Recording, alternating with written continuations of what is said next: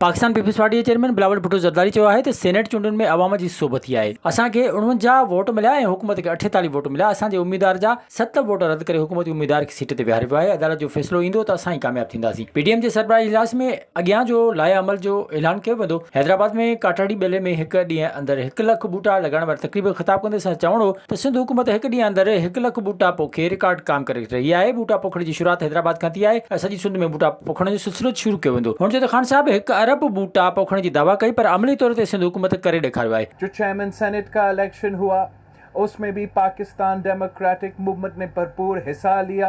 ना सिर्फ हिस्सा लिया, आप कामयाब हुए। आपको सबसे ज्यादा वोट्स मिले, आपको 49 वोट्स मिले और आपके मुखालिफ को 48 वोट्स मिले थे। मगर जैसे कि आपको पता है, आपकी जीत पाकिस्तान डेमोक्रेटिक मूवमेंट की जीत, जब एक हाउस से भी हो और दूसरे हाउस से भी हो और नाम का ये हुकूमत रहा है तो उनको ये बर्दाश्त नहीं था। और जो उस दिन का प्रिजाइडिंग ऑफिसर था, जो अफसोस के साथ हमारा ही सूबा का एक नाम का सेनेटर है, उसने क्या किया, उसने आपके 7 जायज़ वोट्स को रिजेक्ट करके अपने उम्मीदवार को कुर्सी पे बिठा दिया।